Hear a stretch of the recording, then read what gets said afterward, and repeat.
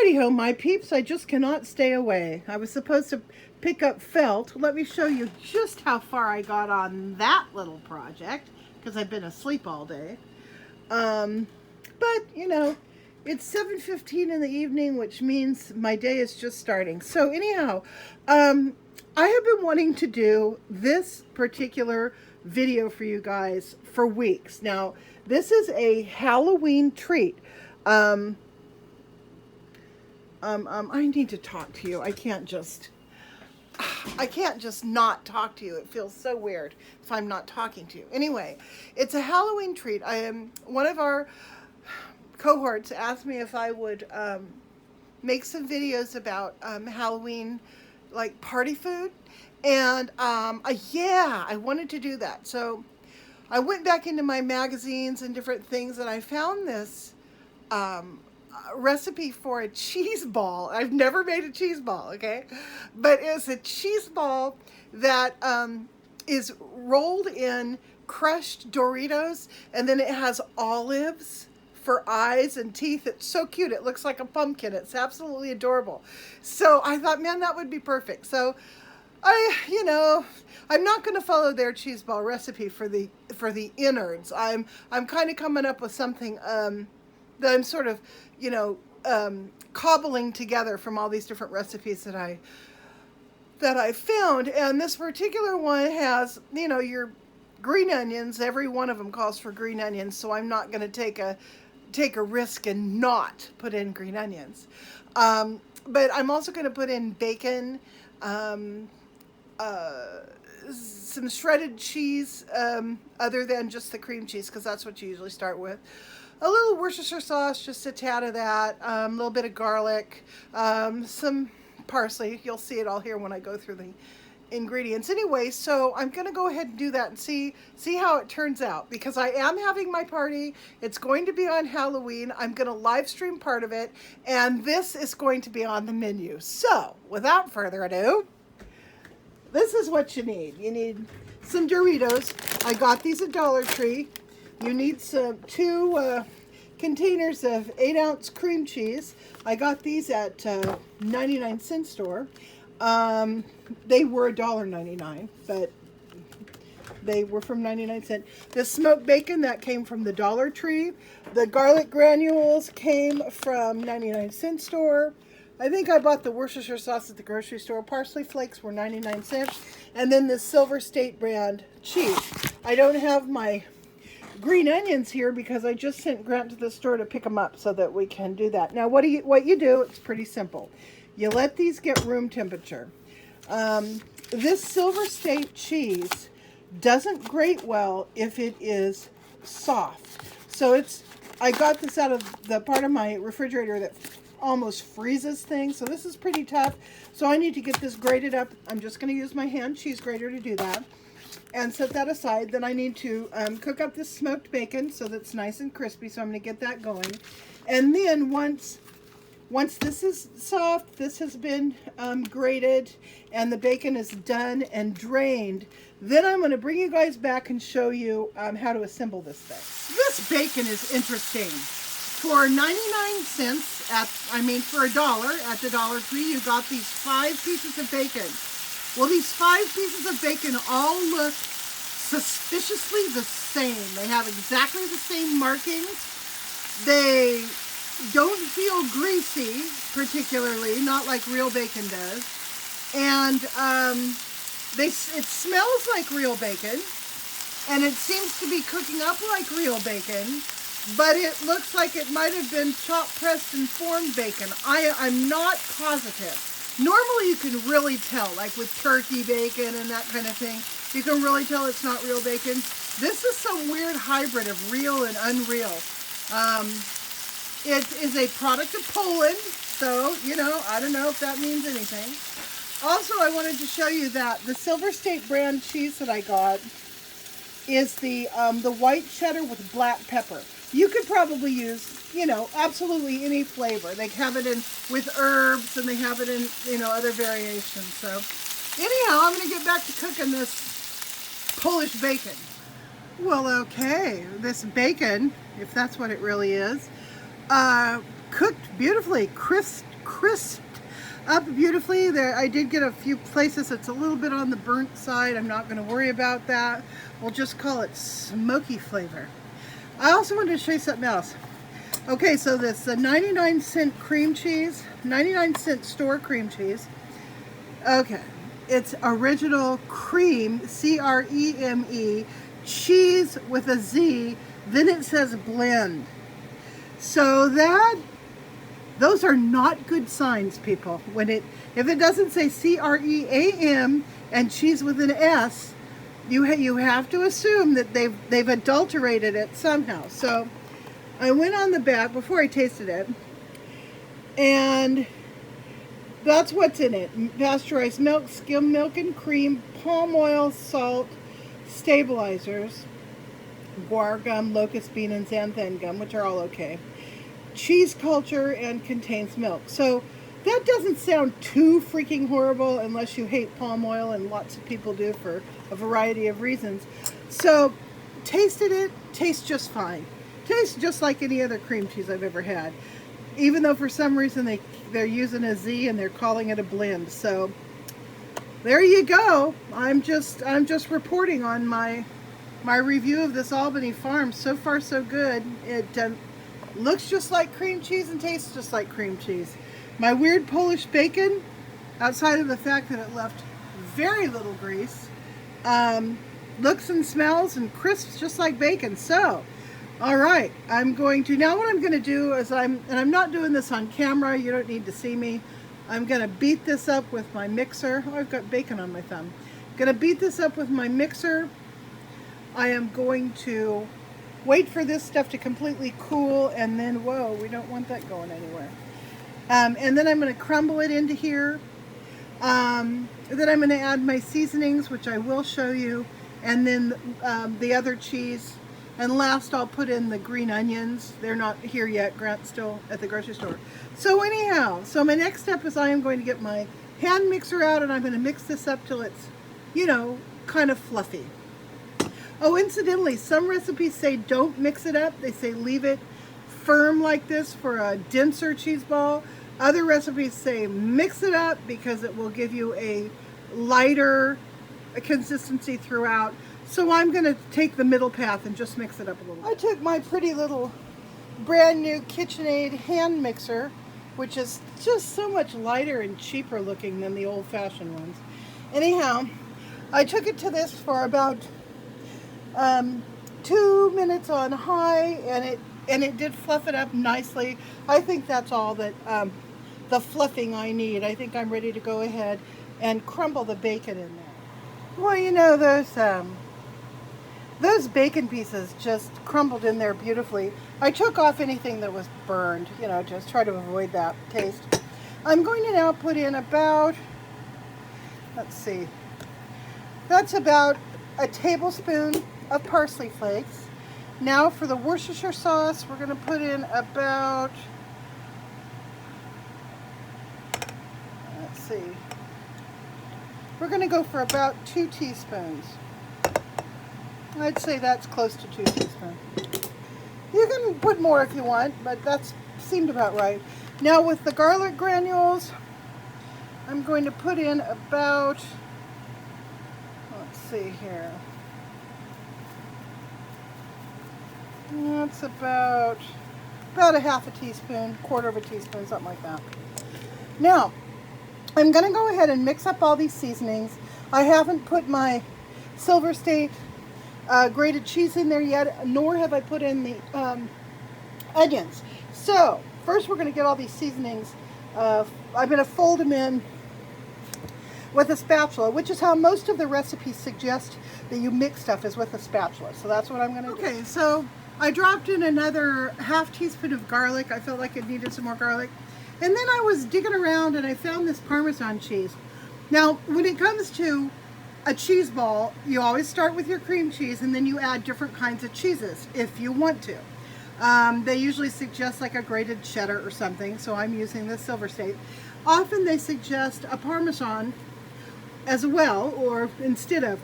But I found this stuff. This is my Dollar Tree Parmesan cheese, grated Parmesan cheese, and this is It actually has Parmesan cheese in it. Amazing. And it's not spelled with a Z either, so we're doing good. So I thought that I would add, let's see, with this other side. You know, reasonably speaking, I could add this entire container if I wanted to, and it wouldn't be too much. But I'm going to put in about, let's see here, what is this going to end up being? That is about 3 tablespoons. So I put in about 3 tablespoons of Parmesan. This is basically just for flavor. Gosh, I wish I had some of that shredded and grated Parmesan from the 99-cent store, the stuff that's, you know, genuine Parmesan. It's not this dried, you know, dried sprinkly stuff. It's real cheese. And that runs $1 for like a 6-ounce container, which is such a great deal. So anyhow, I don't have that, but I did have this other Parmesan, so I'm going to go ahead and get this mixed in, and then I'm going to bring out the silver. That stuff's all mixed in now. I just tasted it. Boy, that is tasting good. That's really having a good flavor. Now, let's talk about flavor a little bit. Those of you who know me, well, I got to talk to you. I can't not talk to you for these long periods of time. It feels weird. Anyway, those of you who know me and have been following my cooking videos for a while, you know that I love the Pinsy's buttermilk ranch dressing base. It's a granulated spice blend that you buy through Pinsy's.com. Anyway, it is my favorite spice in the world, but when I was sick, we used up what we had, and I just didn't reorder. I just didn't think to me to reorder. So I don't have any. But if I had that, I would probably just have put in Pinsy's and the bacon and the green onion and called it done. But I didn't have that spice, so I had to come up with some other idea. So that's where a little Worcestershire came in, and a little bit of granulated garlic and blah, blah, blah. So other things you can do if you happen to have some onion soup mix, or probably even better than that, a vegetable soup mix like the Knorr or the Mrs. Grass, you know, the little packets of soup mix. That would be a good addition, or actually substitution to what I've already done. If you happen to have some ranch dressing, like the Hidden Valley ranch dressing that comes in the little packet, you could use that. You could use Italian Italian dressing seasoning if you wanted, depending on what flavor you're going for. Again, my favorite, hands down, is the Pinsy's buttermilk ranch dressing base. That stuff, I use it in everything. It is so good. So, and it's organic, and it's a blah, blah, blah. I mean, it's just a really good product overall. And Pinsy's is not paying me for this, but they should, for as many times as I've plugged their product. Anyway, Grant just got home. He brought me my green onions, and now I'm simply going to chop those up. I'm going to put the shredded Silver State cheese in there as well, and going to fold it all together, and then I'll take you to the next step. Alrighty, so I've chopped up my green onions, and what I do, I just use scissors, and I just cut them right up. Normally I would cut them directly into this bowl, but I wanted you guys to see about how big they are. Just kind of a medium chop, medium to small chop. You don't have to mince them or anything.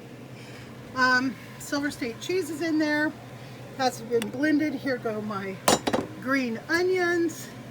And now I'm going to go ahead and I'm going to take my spatula, and I'm going to carefully fold all of these ingredients together. Then I'm going to give it a little taste test and see if it tastes like it needs something additional. And I'll come back to you after I've done that. Okay, so I mixed all the aforementioned ingredients up. It was tasting a little bit thin. So I added a teaspoon of paprika, a tablespoon of paprika, no, not a tablespoon, a teaspoon of paprika, and about a half a teaspoon of red pepper. That's why it's achieved this sort of, reddish hue.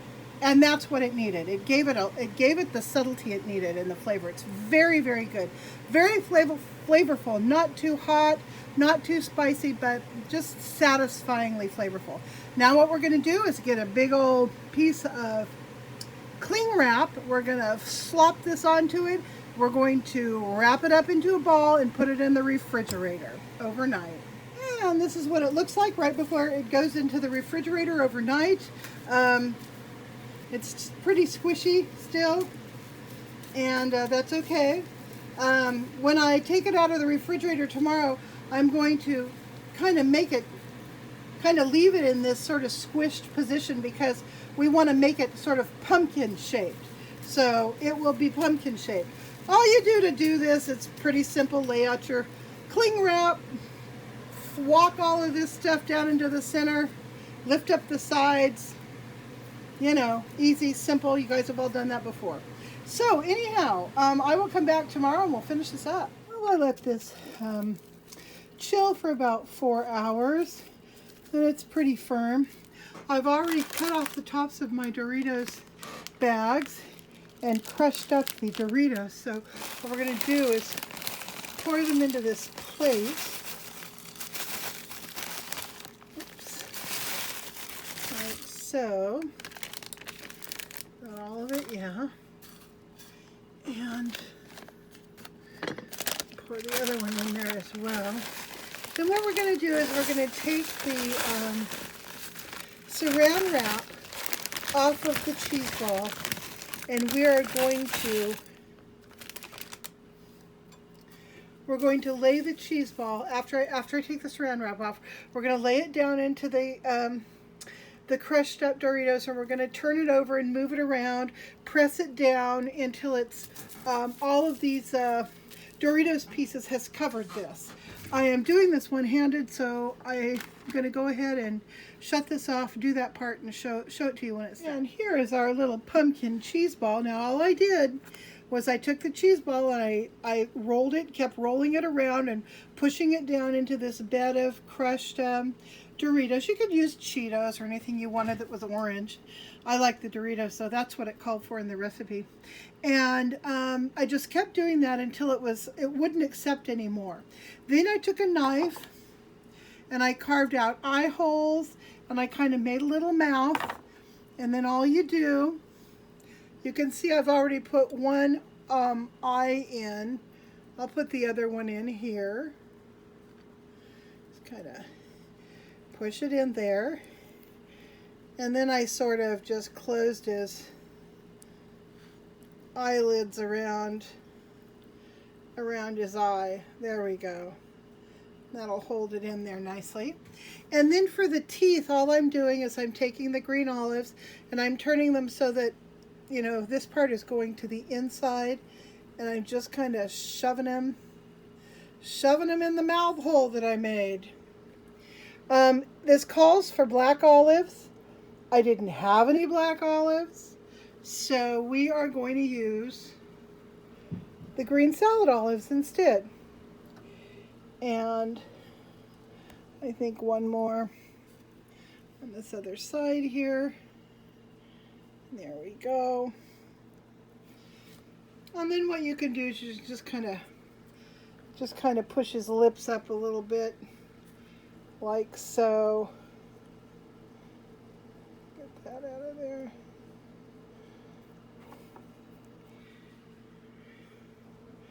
Use my tool. There we go.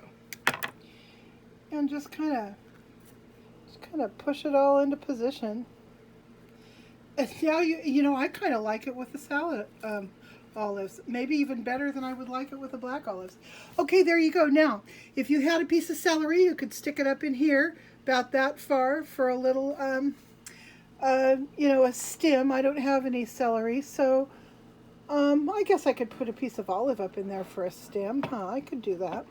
Anyway, yeah. So here is our cheese ball. When I was carving out the place to put the eyes, I carved out enough of the cheese ball that I could actually taste test it a little bit, and it's wonderful. Really, really flavorful and good. Let's see here. We'll just put this guy on the top there. There we go. And there we have it. I would serve it, I would probably serve it just like that, sitting in its little bed of crushed stuff. So there we go, a Halloween pumpkin cheese ball.